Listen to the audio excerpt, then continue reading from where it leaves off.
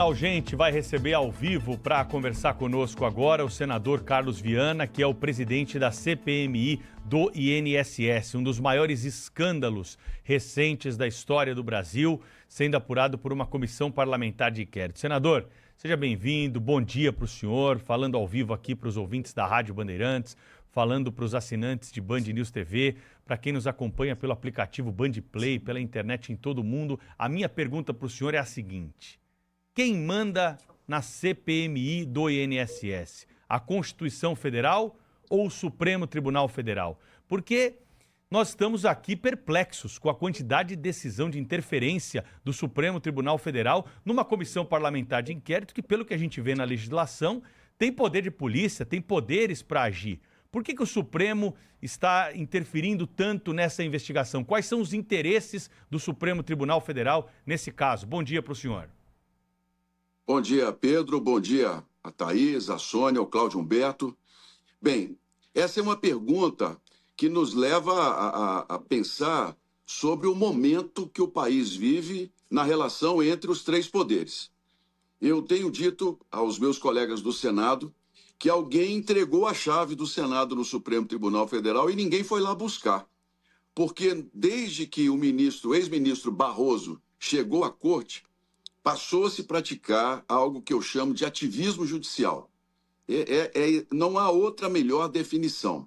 Por quê? Foi o ministro Barroso quem começou com esse discurso de que o parlamento, não respondendo, o judiciário tem por obrigação responder. Ora, a Constituição de 88 criou os chamados freios e contrapesos, onde um poder para quando o poder do outro começa. Contrapeso, os dois têm que decidir conjuntamente para que a gente possa ter um equilíbrio. Mas não é o que está acontecendo. De uns tempos para cá, as decisões monocráticas tomaram lugar das decisões de plenário do Senado e eu tenho defendido isso com muita firmeza. Nós precisamos acabar com decisões monocráticas. Só decisões de turma podem parar decisões do Congresso Nacional. Mas enquanto o presidente do Senado e o presidente da Câmara não tomarem posicionamento pelo Poder Legislativo, nós, infelizmente, continuaremos a reboque de decisões questionáveis, como a última, por exemplo, do ministro Flávio Dino, que suspendeu decisões que são tomadas da maneira correta dentro do regimento, decisões plenas de uma comissão e que simplesmente, a meu ver, foi uma decisão política, uma decisão para que o sigilo exatamente do filho do presidente Lula não chegasse na sua totalidade. Essa é a minha opinião como senador, porque o embasamento da decisão do ministro Flávio Dino é algo absurdo dentro da própria vivência. CPMIs votam em bloco há muito tempo. Então isso é apenas uma amostra do que, infelizmente, nós temos assistido por conta, né, até da vaidade. E eu entendo, Pedro, para que essa pergunta eu seja muito claro, a meu ver, essas decisões, todo esse jogo de se tirar as CPMIs, poder delas, não é apenas uma questão aleatória. Isso, a meu ver, faz parte de um grande jogo em que o Supremo quer concentrar todo o poder. E eles têm conseguido, porque o parlamento não tem respondido. Senador Carlos Viana, muito bom dia, muito bem-vindo aqui ao nosso programa. Eu quero dizer que a sua atuação na presidência da CPMI tem orgulhado muito os brasileiros, viu? Pela coragem, pelo bom senso e pela sensatez, pela firmeza. E eu guardei aqui para esse momento, na verdade não houve nem tempo hábil para dar esses números, mas certamente em razão, deve ajudar muito essa sua atuação no seu desempenho e intenção de votos para o Senado da República. O Instituto Paraná Pesquisa acaba de divulgar levantamento mostrando que o senador Carlos Viana lidera em todos os cenários a intenção de votos para o Senado da República. Lidera no cenário, no primeiro cenário, com 32,2%, seguido de Aécio Neves com 26,1%, Marília Campos, 25,7%, Alexandre Silveira, 16,6%, e por aí vai, né? No outro cenário, o senador Carlos Viana tem 31%, Aécio 25,5%, Marília Campos 24,1%, Calil 23,3% e outros menos votados, digamos assim. Eu gostaria de saber, sabe, senador, o seguinte: há uma expectativa no sentido de que com a sua continuação no Senado Federal, o senhor pule de 10 para a presidência do Senado. Isso faz parte do seu horizonte político? Olha, Cláudio, eu estou aqui para servir. Se os meus colegas do Senado, ano que vem, entenderem que o meu nome pode ajudar a casa a retomar as prerrogativas que nós estamos perdendo, e eu não estou falando aqui em retaliação ao Supremo, nada disso. Eu estou falando aqui em reequilíbrio da República, em que cada poder possa exercer a sua prerrogativa sem que outro poder faça interferência. Eu, primeiro, vou me preocupar com a questão da reeleição. Graças a Deus, estamos indo bem, os mineiros estão reconhecendo o trabalho. Hoje, o Brasil todo fala na CPMI do INSS, por quê? As pessoas querem investigação, Cláudio. As pessoas querem resposta. Ninguém aguenta mais esse nível de corrupção que chegou ao Brasil.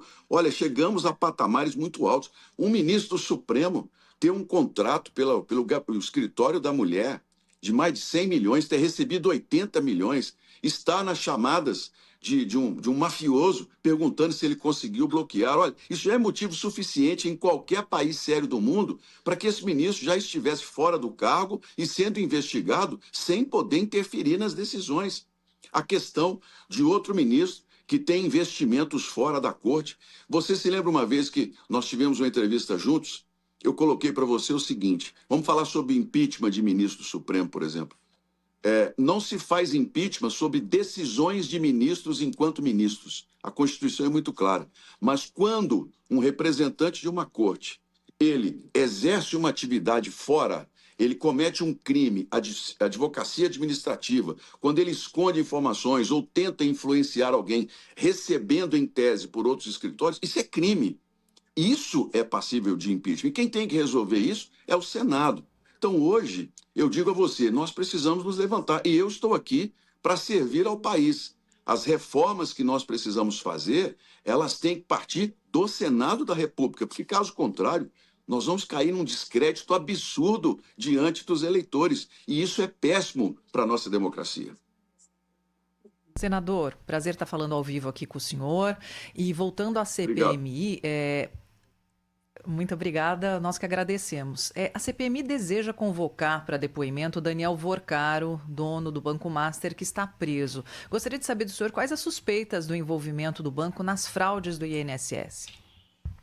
Bem, o Banco Master, Sônia, ele tinha 340 mil contratos entre cartões de crédito e empréstimos consignados. Depois que a CPMI começou a trabalhar e a questionar a Previdência, o INSS, sobre a origem desses contratos, e eu avisei que esse ano nós faríamos um pente fino nessa relação de bancos com a Previdência, foram feitas auditorias. Auditorias que deveriam ter sido realizadas quando o Banco Master assumiu as carteiras junto ao INSS. O que aconteceu foi que simplesmente eles compraram essa carteira de empréstimos de aposentados, foram lá na Previdência e disseram assim, olha, agora é minha. E a Previdência começou a repassar milhões e milhões de reais todos os meses, sem checar se era verdade. Isso é que é o pior. Quando o INSS fez o que era correto, uma grande auditoria em profundidade nos contratos, descobriu que 240 mil aposentados e aposentadas eram descontados sem terem comprovação de terem aprovado os empréstimos. Olha para você que absurdo. Em momento algum, o INSS questionou se o Master tinha as assinaturas, se pessoas que estavam reclamando de descontos irregulares estavam sendo reembolsadas, o que eles fizeram para poder atender essas... Nada. Simplesmente o pagamento era feito. Então nós precisamos saber do senhor Vorcaro como ele conseguiu esses contratos, de quem ele comprou isso. Outra coisa, quando foi feita a transferência dentro do INSS, houve ajuda política? Houve lá gente dentro do INSS. Hoje nós sabemos que há pelo menos 4 servidores que estão presos com tornozeleira eletrônica, que facilitaram todo esse escândalo de desconto dos aposentados. Houve envolvimento de entes políticos ou servidores nessa história? São perguntas que nós temos que fazer ao Vorcaro, e a ida dele à CPMI é uma questão de honra para nós, porque havia uma combinação com a defesa, logo depois veio a decisão de que ele não seria obrigado a vir, o que, a meu ver, é outra interferência no trabalho do parlamento, mas hoje ele está preso, está aqui em Brasília. Então agora é apenas uma questão do próprio ministro André Mendonça, quem tem um respeito profundo, nos autorizar a cumprir o nosso papel, que é recebê-lo lá para que ele possa falar sobre essas dúvidas.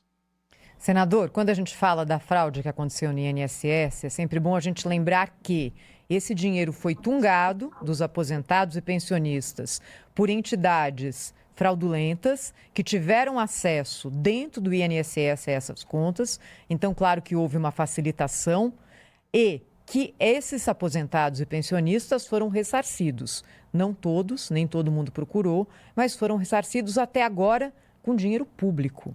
Quem roubou está ali tranquilo.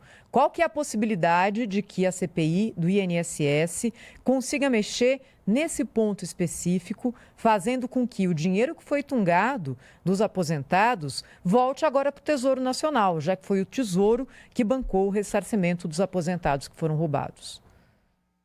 Olha, Thaís, essa é uma pergunta muito boa, até para a gente esclarecer o contribuinte que está nos assistindo e que olha com essa mesma indignação. Primeiro é o seguinte, esse esquema do INSS, ele não começou num governo só. Começou lá no Temer, quando um determinado deputado à época, ele conseguiu montar um esquema, ele era o dono do INSS, e começou com os servidores públicos, 4 deles, melhor, naquela época 3, procurador, representantes do INSS, e eles montaram um núcleo da corrupção dentro do INSS. Veio para o governo Bolsonaro, esse esquema se ampliou, saindo dos sindicatos e indo para os chamados clubes de desconto, que se tornaram um problema sério no país em relação a descontos. E no governo Lula, isso explodiu, porque não havia mais controle, não havia auditoria, não havia nada. Essa gente chegou a desviar, hoje, nos cálculos que nós temos, em torno de 6,5 bilhões de reais de aposentados. Eles compravam listas de servidores, compravam senhas do INSS, as pessoas ficavam sabendo que tinham se aposentado, antes mesmo de receber a carta do INSS, os bancos já estavam ligando para oferecer empréstimos. Nós hoje, Thaís,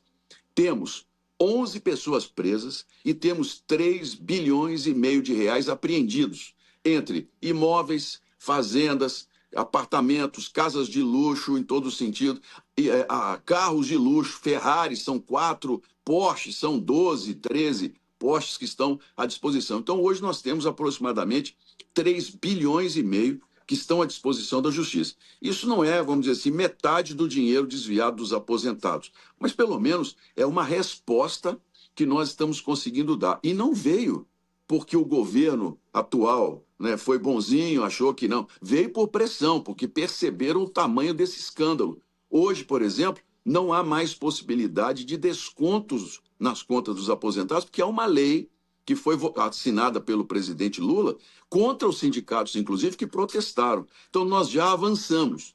Agora, Thaís, para finalizar a minha resposta, a nossa preocupação é como nós vamos deixar uma legislação que impeça que, no futuro, a Previdência volte a ser assaltada como foi.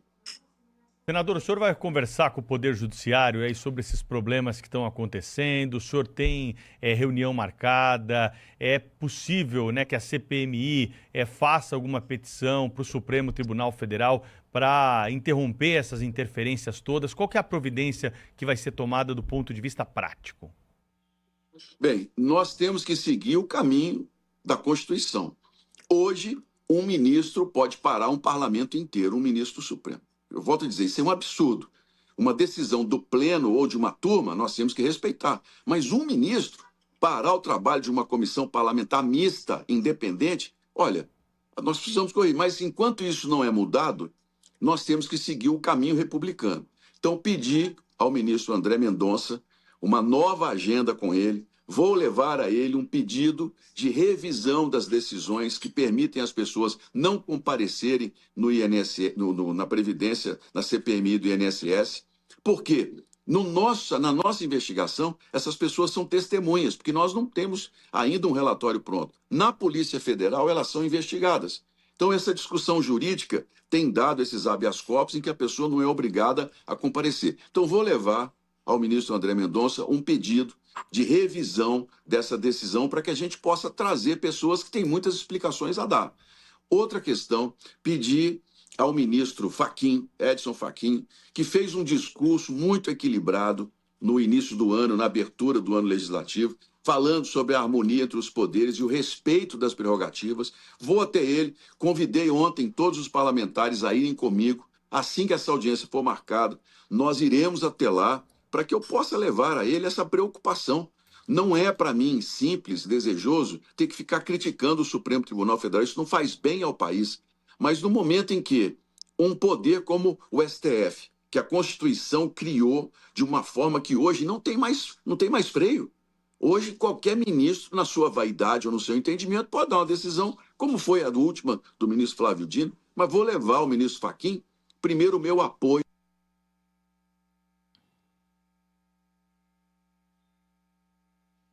O senhor falava com a gente, viu, senador? A gente perdeu o contato aqui do áudio do senador, mas ele falava que ia levar, então, para o ministro Fachin. Vamos ver se a gente consegue restabelecer. A gente está falando com o Carlos Viana, que é senador da República, o presidente da CPMI, a Comissão Parlamentar Mista de Inquérito do INSS, que tem investigado o escândalo do INSS e, com essa interferência do Supremo Tribunal Federal, decisões monocráticas de ministros, como ele contava para a gente, vem sofrendo alguns reveses na sua investigação. E aí, agora, a gente indagava aqui exatamente o senador a respeito da possibilidade de alguma providência do ponto de vista prático ser tomada pela comissão em relação ao Poder Judiciário, e ele nos contava no momento da interrupção do áudio que falaria com o ministro Edson Fachin a respeito do assunto.